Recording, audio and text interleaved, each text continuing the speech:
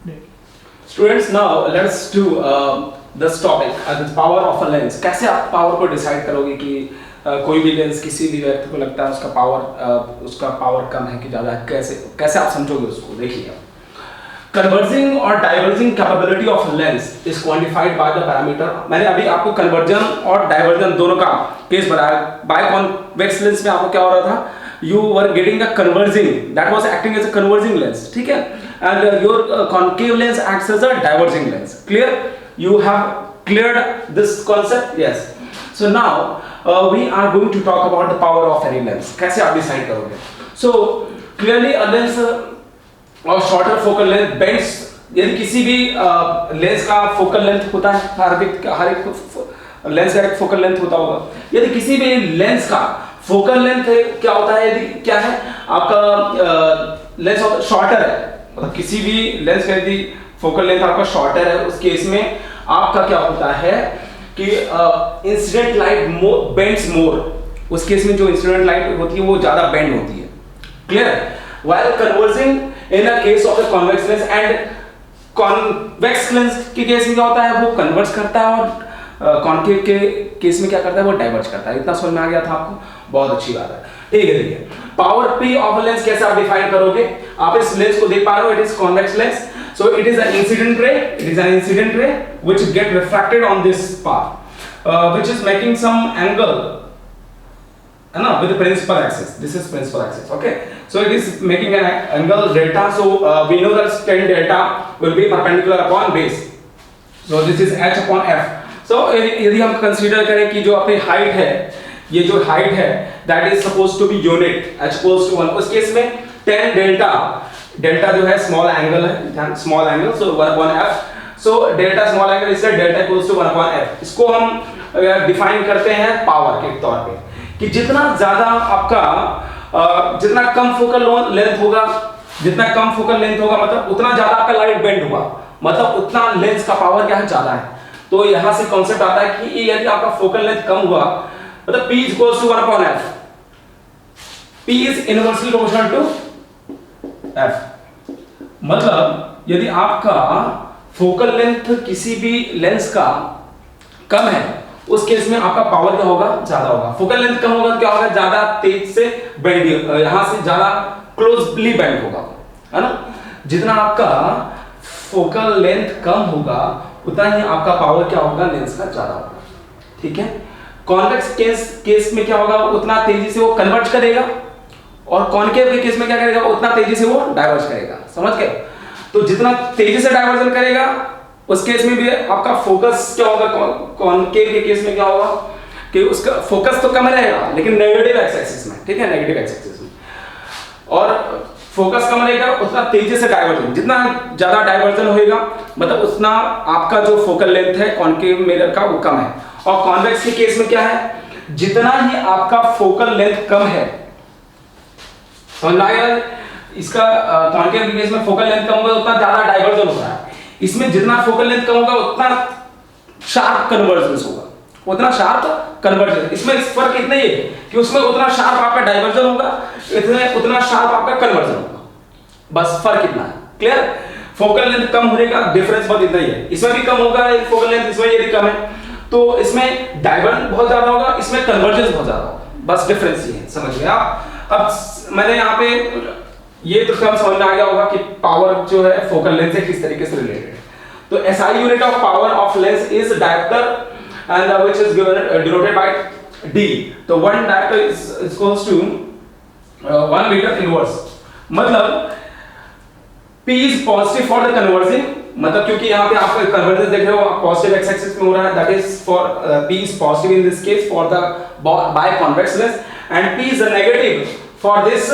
आप देख पा रहे हो कि यहाँ पे जो फोकल लेंथ है that is in negative direction, so in this case by concave lens you will have a power negative, clear, negative for the diverging because it diverges, है ना, and appears to come from this focal point this. So let me tell you why I have chosen 2 color pen, 2 colour के pen use किया हमने। 2 type के lens consider किए हैं यहाँ पे, एक ग्रीन वाला और एक रेड वाला। ठीक है, अब देखते हैं रेड वाले का। देखिए आपका फोकल लेंथ बहुत कम है, इस केस में आप देखिए बहुत शार्प क्या हो रहा है, कन्वर्जेंस हो रहा है इस पॉइंट F1 पे। और ग्रीन वाले को आप देखिए, ग्रीन वाले के केस में आपका फोकस कहां पे बन रहा है, दूर पे बन रहा है, मतलब फोकल लेंथ क्या बहुत ज्यादा है। इस केस में ग्रीन वाले के केस में आपका जो पावर होगा बहुत कम होगा एज कंपेयर टू F1 के केस में, क्योंकि इस रेड वाले के केस में फोकल लेंथ कम है, इसलिए इसका जो कन्वर्जेंस है ज्यादा, इसलिए इसका पावर ज्यादा होगा रेड वाले का। और ग्रीन वाले का जो है कन्वर्जेंस काफी, देखिए आप कन्वर्ज तो हो रहा है लेकिन स्लोली कन्वर्जिंग, ठीक है, इस पॉइंट F2 पे, और फोकल लेंथ ज्यादा है इसलिए इसका क्या होगा, पावर क्या होगा, ग्रीन वाले का कम होगा। इस केस में आप देखिए कि आपका एक रेड वाला है और एक ग्रीन वाला है, ठीक है। तो रेड वाले के केस में, रेड वाले के केस देखिए फोकल लेंथ क्या है, लार्जर है, लार्जर नेगेटिव है, ठीक है, लेकिन फोकल लेंथ क्या है, ज्यादा है। तो उस केस में डाइवर्जेंस जो होगा वो रेड वाले को आप देख रहे हो डाइवर्जेंस क्या हो रहा है, कम हो रहा है। लेकिन इस F1 का केस देखिए, ग्रीन वाले को देखिए, तो F1 के केस में क्या हो रहा है, डाइवर्जेंस ज्यादा हो रहा है, फोकल लेंथ कम है लेकिन पावर इसका ज्यादा है, ठीक है। बस फर्क इतना है कि यहाँ पे कन्वर्जिंग होता था, यहाँ पे क्या होगा, डाइवर्जिंग होगा। तो ग्रीन वाले केस में डाइवर्जेंस ज्यादा हो रहा है, इसलिए ग्रीन वाले केस में डाइवर्जेंस ज्यादा हो रहा है, इसलिए इसका पावर क्या होगा, ज्यादा होगा, और फोकल लेंथ क्या होगी, कम होगी, ठीक है। और ये रेड वाले के केस में आपका फोकल लेंथ ज्यादा है, तो इसलिए इसका डाइवर्जेंस क्या होगा, कम होगा। क्लियर, इतना समझ में आ गया, बहुत अच्छी बात है। तो यदि लेस आपका फोकस है आपका, तो higher will be the divergence and vice versa. यदि higher is the F, lower will be the divergence. इसको आप लिख लीजिएगा, ठीक है, जगह नहीं थी यहां पे। तो इसी का वाइस वर्सा आप इसका उल्टा लिख सकते हो, larger F will have smaller divergence। Alright, very important thing to know. So ये दोनों कॉन्सेप्ट आपको क्लियर हो गए होंगे डायग्राम से, इसलिए मैंने इसको दो कलर के डायग्राम से बनाया है। अब कई बार आपने किसी व्यक्ति से पूछा हो, यार तुम्हारे चश्मे का पावर कितना है, तो बोलते होंगे +2.5। वो +2.5 किस स्केल में होता है, that is in the dioptre. वो D नहीं बताते क्योंकि उनको पता नहीं होता क्योंकि नॉर्मल व्यक्ति को तो पता नहीं होगा ना, आप साइंस पढ़ रहे हो इसलिए आपको पता है, आपने नोटेशन, ठीक है। तो यहाँ पे +2.5 दिया है, उसने बोला। जनरली D नहीं बोलते कि 2.5D है ना, तो आप कैसे पता करोगे कि उसका फोकल लेंथ कितना होगा। P इक्वल्स टू क्या था, मैंने बोला 2.5D, ठीक है। चलिए एक बार अच्छे से इसको सॉल्व करके दिखाते हैं। आपको F निकालना है, क्लियर है। तो आप क्या करोगे, F निकालने के लिए इसको क्या कर दोगे, 1.2.5D, D की जगह क्या रख दोगे, 100। इतना क्लियर। ये 100 ऊपर जाएगा तो 100 डिवाइड बाय 2.5, पॉइंट हटाओ, 0 लग गया, तो यहाँ पे क्या आ गया, 625। इट इज 4 सा। सो F इक्वल्स टू 40 सेंटीमीटर। और F कैसा होगा, पॉजिटिव होगा। F यदि पॉजिटिव है यहाँ पे, इसका मतलब क्या है कि it is a converging lens. कौन सा, और यहाँ पे प्लस दिया है आपको 2.5D, इसका मतलब क्या है कि वो कॉन्वेक्स लेंस है। कॉन्वेक्स लेंस उस व्यक्ति को लगा हुआ है और जिसका फोकस क्या है, 40 सेंटीमीटर है। जिसका फोकस क्या है, 40 सेंटीमीटर। इतना समझ में आ गया। अब सपोज करिए कि किसी व्यक्ति ने बोला कि भैया मेरा जो चश्मे का जो पावर है दैट इज -4D,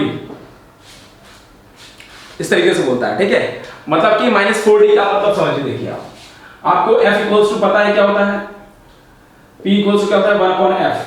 इतना क्लियर। ये क्या है, डायोप्टर में। तो आप क्या करोगे, आप P निकालो, F निकालना चाहते हो, F निकालना चाहते हो तो क्या करोगे, देखो F निकालना चाहते हो क्या हो जाएगा, 1/P, ठीक है, बहुत सिंपल सा फॉर्मूला। अब क्या करोगे आप, F इक्वल्स टू क्या कर दोगे, 1/-4, D की जगह क्या रख दोगे, 1/100, है ना। तो यहां क्या हो जाएगा, -100 डिवाइड बाय 4, क्या आ गया ये, -25 सेंटीमीटर। मतलब F जो है आपका, F इक्वल्स टू -25 सेंटीमीटर। तो कौन सा लेंस लगा है उसको, कॉनकेव लेंस लगा हुआ है ना, कॉनकेव लेंस लगा हुआ है जिसका फोकल लेंथ क्या है, -25 सेंटीमीटर। माइनस का साइन दिख रहा है ज्ञान आपको, तो आप समझ जाना कि it is diverging and which is having a focal length of -25 centimetre. समझ गए आप। तो इट इज कॉनकेव लेंस लगा हुआ है इसको, और इसको जिसका फोकल लेंथ क्या है, -25 सेंटीमीटर। तो आप समझ गए होंगे कि पावर से आप फोकल लेंथ किसी भी चश्मे का या फिर किसी तरीके से आप पता कर सकते हो कि कितना इसका फोकल लेंथ होगा, कितना, है ना। तो जनरली कोई भी व्यक्ति यदि 2.5 2.5 बता रहा है, तो इसका मतलब क्या है, that is in the units of dioptre, that is मतलब कि 1 मीटर इनवर्स। क्लियर? बहुत सिंपल एग्जांपल से मैंने समझा दिया आपको कि इसका पावर का आपका एक्सप्रेशन कितना जरूरी है, आपको आना चाहिए। ठीक है, तो this is all about understanding the power in terms of focal length. Students, now we'll see that we can have a large number of combinations of the cells of the lens. Okay, so since the lenses are the thin and we assume the optical centers to coincide midway, हम ये मान रहे हैं कि इनका जो optical centres हैं वो किसी पॉइंट पे कोइंसाइड कर रहे हैं इन द मिडवे, किसी बीच के किसी पॉइंट में between the two lenses at point P। ठीक है, तो यहाँ पे किसी पॉइंट P भी आप मान सकते हो कि यहाँ पे जो आपका दोनों का कोइंसाइड कर रहा है optical centre. For the image formed by the L1, पहले एक लेंस L1 है, दिस इज L1, पहले इससे पास होगा, फिर इसके बाद L2 से पास होगा, फिर हम देखना चाहते हैं कि दोनों से क्या रिलेशन आपको पता चलता है। ठीक है, सो फॉर द जब फर्स्ट लेंस से पास होगा तो this is first condition and this is second condition.